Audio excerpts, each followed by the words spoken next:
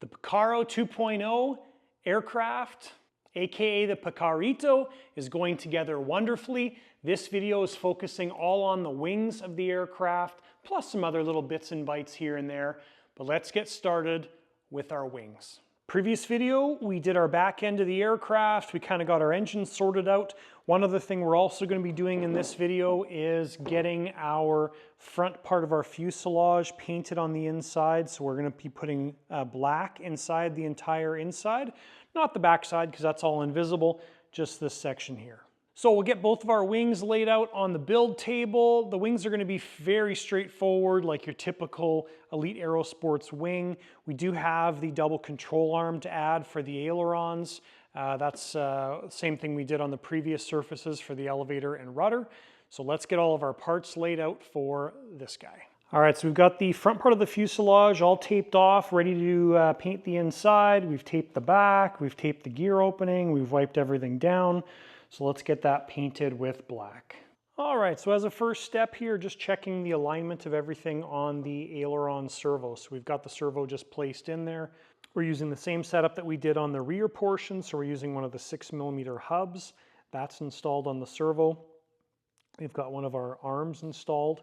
And now we'll just take this cover and pop it on, and perfection. So that's right in the center of the channel there. And then we'll end up installing our other double horn on this side. And then our ball joint will come there and be almost in the center of those two double horns. So that's going to work out great. Great setup on the ailerons. I suspect just like the elevators, we'll end up using not the furthest out hole, we'll use the next one in. Obviously not the closest one, so yeah, we'll probably end up using that guy right there. All right, so we got one of our aileron servos installed. Honestly, this is so hard to install. Using a small ratchet wrench is great for those two. The bottom one, this top one here is a struggle. I basically had to do a partial turn with this guy, switch to an L-bend, get the rest of the turn done. It was basically going back and forth, but it's done. Huge struggle with that, but that one servo is installed. Now we're gonna get our other aileron servo installed. Normally you could put a big long extension tool together and get to these guys, but unfortunately there is no clear path through the wing to get to that. So normally on a larger aircraft like the Razor as an example, I was able to put a bunch of extensions together and be able to tighten up those guys. So anyways, you deal with it. One aileron servo done. So we've got both of our aileron servos installed. We've got our double horns glued in. I just finished those up. So they're still wet, but of course, because the one arm is fixed and everything, it's nice and solid. So that's good to go. Next thing we're gonna work on is getting our gear set up to install. So standard Electron setup / practice. Really nothing overly special about this. We flat spot all of our pins. We Loctite everything in place. I'll show you more detail as we go through this. All right, so we've got our gear here, and just using my Electron manual controller for the first time. This is the brand new one, and never read the instructions. Pretty straightforward. If you want to switch the type of retract, you hold down the selector button. It starts to flash. You push it, and it cycles through the different models. So blue is ER30 Classic, ER40 Classic is green, and then I think just to select it, you just hold it down, and there we go. So now we're on the right retract. So a couple important things with the Electron gear. So you need to flat spot both sides of the pins. That is absolutely critical. And the fasteners inside the trunnion are better than the fasteners inside the leg. So I always flat spot the leg first, and then I make my adjustments to the setup inside the trunnions. So I'll get the flat spot done on the leg side, and then when this is installed in the aircraft and we're getting our toe in adjusted, then I will do our flat spots on the trunnion side. So first thing we want to do is make sure that our pin is actually sized properly for this. So I'm just making sure that it's actually going to go in all the way, which it does, and this is the correct direction. So that is perfect. We can retract this now. I just needed to make sure that our fasteners are backed out enough to get that pin installed.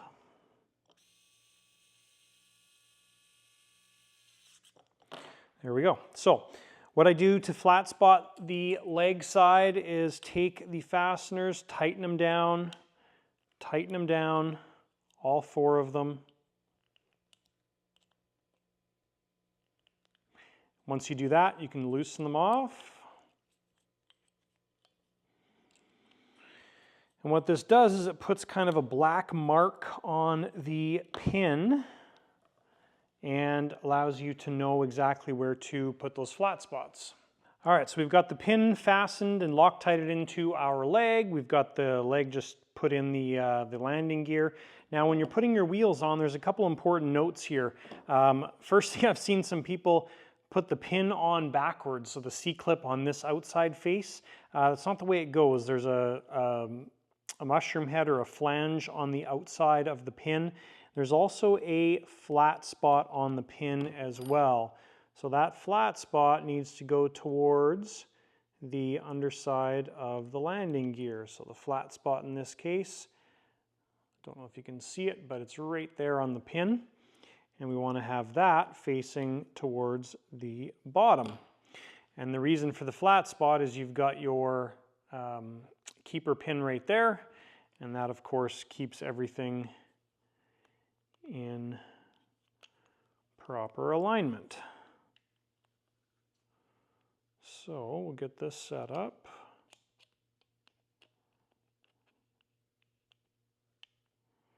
I'm just paying attention to my flat spot there.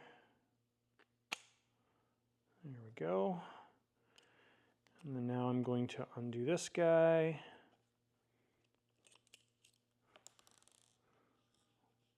Get a bit of Loctite on that one.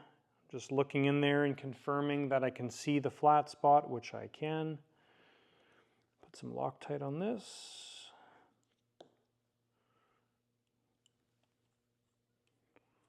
And then we'll get that installed. And then we put our C-clip on the back, and that's just one extra layer of protection to make sure our pin doesn't come out. So get that tightened up. That's perfect.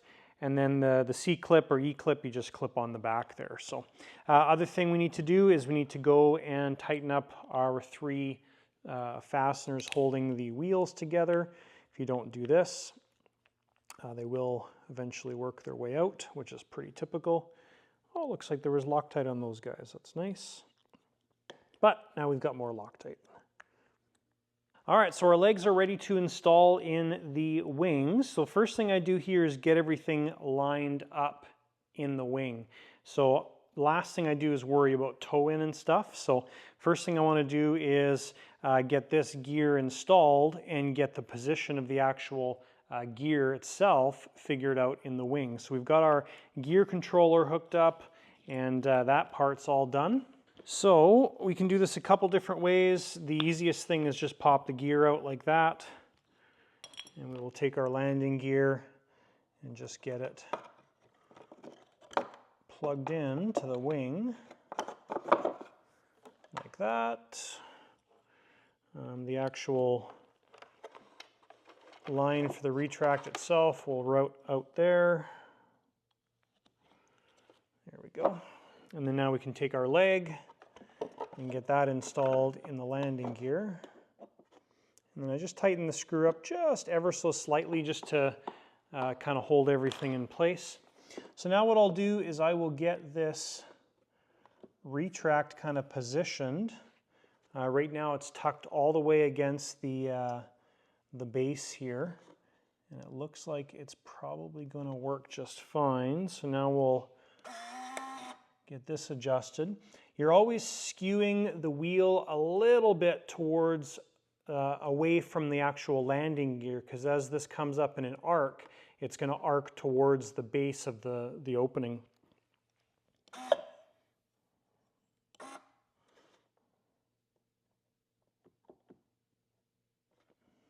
And in this gear, the electrons are adjustable for angle. This plane is designed for them to be perfectly straight. We may have to do just a little bit of a cutout right there for the landing gear, which is totally fine, no issues there.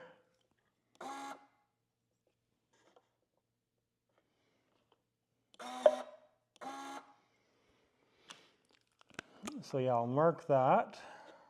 We'll do a little bit of sanding work right here.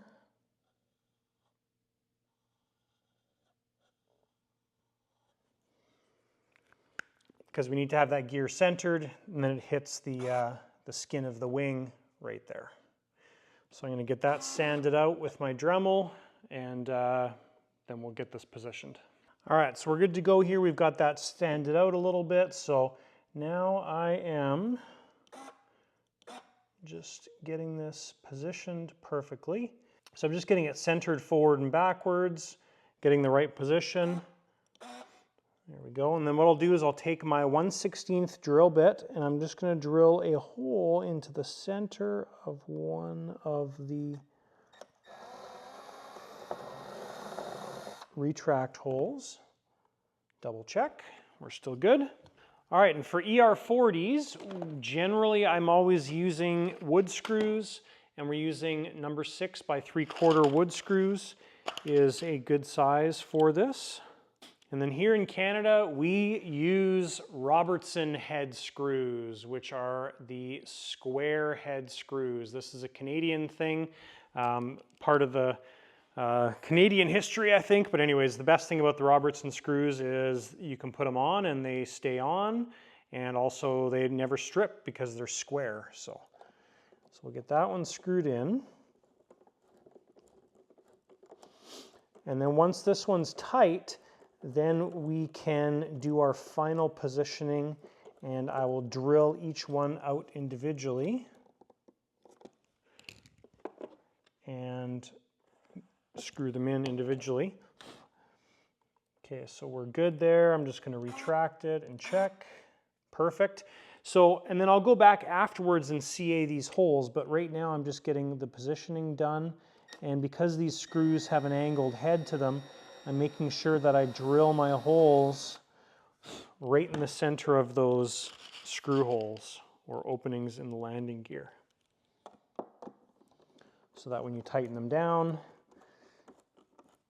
the angle of the head of the screw is centering the gear. There we go. Perfect, so that's good. And now what we can do is drill those other two, and I'm not going to CA any of that stuff yet because we're going to pull the landing gear back out, take it out, take it in, and do some more adjustments and stuff. But that's at least the fastening portion of the landing gear completed. All right, so with this one leg done, now we're going to get our toe-in set up. So this is the point where I adjust my pins on the actual trunnion side and flat spot the trunnion side of the pins. So first thing we need to do is we need to check if the root of our wing is parallel to the center line of the aircraft. So we can just take a square here, stick it in the wing tube, and tuck it up to our root of our wing. And we can see that the root of the wing is parallel to the center line of the flight line, perpendicular to the wing tube. So we know that if we carry this number or this straight edge over to the gear, we can use that to get our toe-in adjusted. Now you always want a couple degrees of toe-in. I'm going to be excessive with this. A couple degrees of toe-in, that helps the plane track straight. You don't want toe out. It's going to make your plane very squirrely on the ground. So what I'll do now is I generally take my ruler and transfer a tape line over to here. Then we can take a carbon rod, stick it up to the edge of the gear, and get that adjusted. All right, so we've transferred the root line over to here. The paint lines are actually parallel as well, but just use that as a guide, and then we measured that. So now I'll take a carbon rod, rest it on the edge of the wheel, and just looking down the tape line, I can see that we've got a couple degrees of toe-in. So with that done, now I'll take my 2mm L-bend Allen key, and we are going to tighten these guys down which makes the mark on the pin.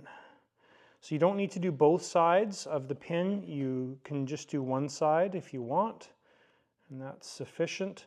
What I'll do sometimes is, if I can't get this one side done properly, if for some reason I struggle with getting the flat spot in the right spot, which happens, then I can use the other side of the pin to get it adjusted properly. So now that it's tightened, I'll loosen them off, and then hopefully, when we pull this out, it's got marks on it. Now it's really difficult to see, but we do have little outlines there of our marks. There's one right there and one right there. So now I'll take my Dremel, just do tiny little flat spots. Doesn't need to be anything crazy, just a little buzz in those areas. And if we need to adjust it, we can adjust those as well. All right, so we've added our tiny little flat spots, and then what I do is get the leg installed, and then as we tighten this leg up, just give it a twist, and that makes sure that you're on the flat spots. Take your carbon rod, line it up, and there we go. So when I look down this carbon rod and I flush it up with the base, I've got about 3 or 4 millimeters of space between the carbon rod and the tape at the front, and that's going to give us just the right amount of toe in. So now this is set up and perfect. So what I'll do now is I'm going to Loctite these guys, retract the landing gear, and then Loctite the other ones, and this gear is good to go. All right, so we've got our gear screwed down here, and I've cut the end of our lead off for the brakes. Reason for that is a couple things. Number one, this lead comes to the root of the wing, where we install our own Ashlock connector in the root of the wing. And the other reason is we need that connector off to be able to route it through our little keepers. Now these little keepers, I have them printed, or I print them on my 3D printers. And we're going to install 3 of these guys on the leg. So one here, one here, one here. And then what I do is I take spiral wrap, and I use spiral wrap on the little section of wire that goes into the wing, and that spiral wrap is what takes the movement of the gear up and down and prevents the wire from getting wrecked. All right, so working on the flap setup here, and I think I've got everything figured out. So I'll give you a shot of the layout for the servo. So that is the layout for the servo that works best. Also with the linkages provided. So that's what we're going to use. So what that looks like essentially is this is the full flap location. Let me just get that on there. So that's the full flap location just like that, and the arm is going to sit just like that. So our actual measurement center to center on our arms that we're using is 15 millimeters. So that is my findings. That's going to work best based on the stock linkages and everything. So if you're looking for a servo arm for this plane, 15 millimeters. These are the MKS ones. We drilled them out ourselves and sanded them down, so they're both matching perfectly. So now we're going to get our flap servos laid out side by side, and we'll get our flaps set up. Again, when you're doing this kind of setup, basically what you're looking for, or what you're setting up initially, is your full flap setting, because that is a locked position, so your arm is straight, your linkage is straight, so that is a fixed position. The rest of them are all adjustable, and that's what we'll go through as we set up these wings. So that's why on the servos out of the wing, we're setting up full flap first. So we got our left flap mocked up here, so I'll show you guys what we got going on. So we got the servo screwed down. Our 15 millimeter arm is perfection. Everything fits just perfect with that arm, so that's the size I would suggest. There's a shot there of the linkage system, and a shot of that side right there. Flip this wing up so you can see. So that's what it looks like. Ended up putting the ball link on the root side of the wing. Now we are going to be adding another arm here as well. Double mounts just like we've done on all of the surfaces. Just a good practice, good idea. We have the extra linkages. Now the square opening there, I did have to open that up a little bit. Everything is very, very snug. You can see the arm is almost touching the surface. So without opening that up, it actually would interfere, but everything works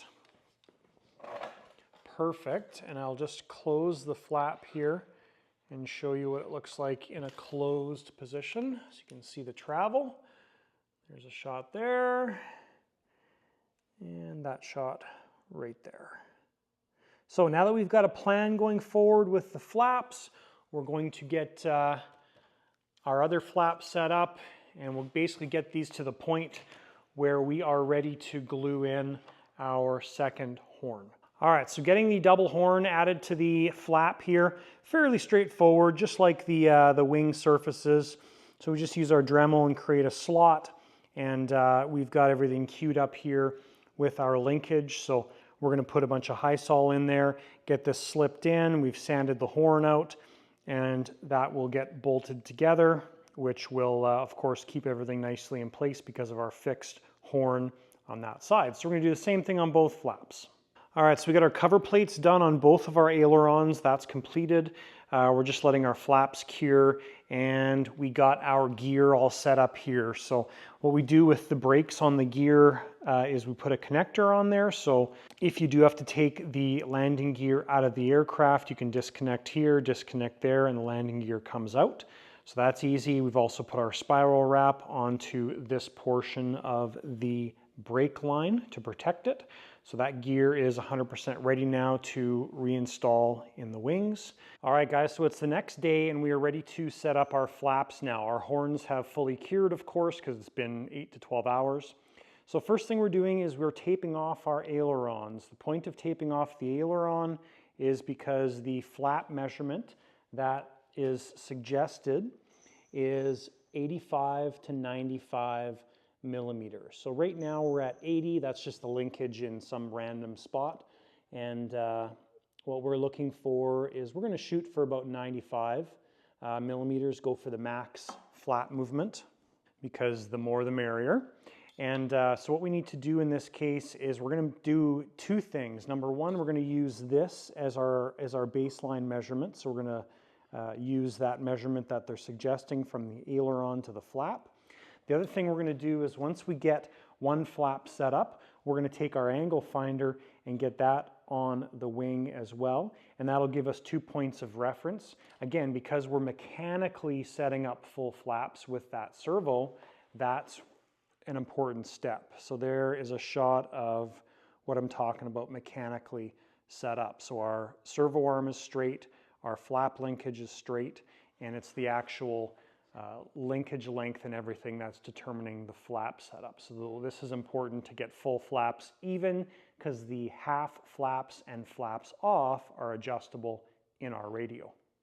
So I'm going to work on getting this flap set up first. I'm just going to adjust that linkage length, and we'll get this to roughly about 95 millimeters. All right, so our flaps are mechanically set up here. So this is the wing we set up first. We got our flap measurement from that, and then we take that same measurement and we can set this flap up to be exactly the same. Now, I use this because that's more accurate to get this angle exactly the same than measuring this measurement. I mean, you can get really close with this measurement, like, you know, we're 95, for example, center to center, which is fine, but I got this set up to 95 initially, measured it with my angle finder, and I was half a turn off on one of the ball joints. So now we're perfectly exactly the same angle, which is, it's about 58 degrees, I think, is what our flap angle is. So yeah, so flaps are done. Next thing we'll do is we're going to hook up our leads for the flaps. So we've got our servo lead bundled up. That's going to get tucked behind the flap, and then that lead will come to the root of our wing with the aileron. And then once that's done, we're ready to install our landing gear as the next step. Now the landing gear is all ready to go. It's just a matter of getting it in place and running the wires. So that step's all done as well. All right, so we got our gear installed in both of our wings, and I'll just show you some of the details here. So we've got a clip down right there, which is holding the flap lead that comes over. We've got another clip right there, which holds all of the wires going through the main support here, comes through and comes to this bundle. So we've got our spiral wrap there and just one wrap of electrical tape. Now that's not totally needed. I like to put that on there just to keep this in the right spot and in the channel. And I'll show you guys what this looks like as we retract the landing gear. So here's the other wing. And we'll retract this. So that spiral wrap just keeps everything out of the way, which is awesome. And deploy. Perfect. So with the gear done, all of our surfaces are done on the wings. Next thing I do is the connector. So we're going to put our Ashlock 12-pin connector on the wing. These are going to get all snakeskin together, and we'll leave about 6 inches sticking out because there's lots of room in there to have the excess go in. Also put a little bit of shoe goop on our clip there. I'll do that as well. And then once we've got our Ashlock connector installed on each of the wings, then it's time to get our aileron surface finished up. The reason I wait for the very end is because we need to be able to plug the servo in, have it centered, get our linkage set up, put our carbon rod on our linkage, and do everything we need to do. All right, so we're ready to set up our ailerons on our wings, and basically what we do now is we fire up our receiver. We've got a patch lead just plugged into our port, so this is a left aileron, which is number 3, and we've got our marked Ashlock connector here. So what we can do is plug this guy into our Ashlock connector, paying attention to polarity, of course. There we go. So now our aileron servo is plugged in, powered up and everything. So what we can do is now get our linkage length adjusted. So that is ultimately what this is all about. And what you end up with is something just like that. So this side, this right wing's all set up. We're perfectly centered. Everything's done. I did add a nut on that side of the servo arm, and reason for that is just to space that arm out a little bit. I don't think it was really necessary, but it's not really a bad thing. So this screws through, the nut holds everything tight, and then our nut and washer are installed on this side. We're going to sand this down as well too. I kept this full length because I wasn't sure if we'd get enough travel, but we do have enough travel, so we'll take our Dremel and just sand this guy down so it's nice and shaped and not as sticky-outy. All right, wings are now complete, ready for 10G pulls, 300 miles an hour, and smooth, smooth landings. So with the wings complete, the next thing I like to do is get our Ashlock connector installed on the fuselage side and get our wires run forward. Now we've got a very clear path on where our wires are going.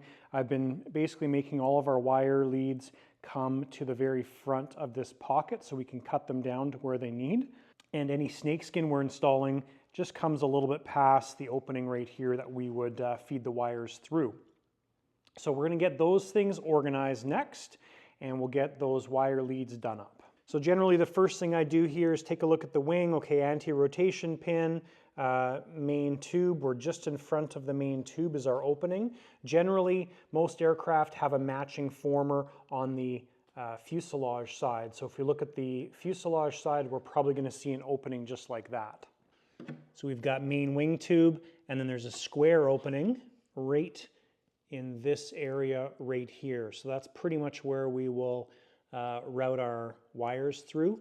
I don't know if you can see it in there, but right there. So if you're using like the stock wiring harness or an amps connector, that's basically where that's going to end up. So, and that will basically line up with our opening in our former work. All right, so installed some of our through fittings. This is a 6mm through fitting. So for like something like this where you've got 4 wires or 2 servo wires and 2 gear wires, it's perfect because it's nice and snug, and you can put some shrink tube on these wires when we've got all of them coming through, and then it slips right through nicely. So I'm just getting our dimensions done up here. These wires are all going to be run hidden underneath everything, and right to the front of the aircraft. So now we're going to make our wiring harnesses up and get those installed in the wings or in the fuselage. This is a great time in the video, guys, to share a couple important points with you. Number one, we've got a for sale section on our website. Listed on that for sale section is aircraft. It's ever changing. Sometimes they're here at the shop. Sometimes they're located in different parts of North America, maybe the world. And check that out. They are always changing. So check it out, thelightersideofrc.com for that. Number two is by the time this video launches, I think we're going to have FCT UATs listed on the website. So again, check that out on the website. There's some links down below to our website, and you can find those items in the shop. As we move through this aircraft, you'll see a bunch of 3D parts used. Those generally are listed on our website for sale, and lots of you guys reach out and purchase those things off the website. So thank you very much for that. All right, and that wraps up video number 2 in the series of the Picaro, the Picaro 2.0 aircraft assembly. Making some good headway on this aircraft. All the details of the wings, of course, were covered in this video. Thank you, channel members, for supporting the channel. Channel members, if you're wondering, they get to see videos early, often 1 to 2 weeks in advance. That's one of the perks of being a channel member. So if you're interested in checking that out, there's some links down below. Thanks guys so much for watching, and we'll see you in the next video.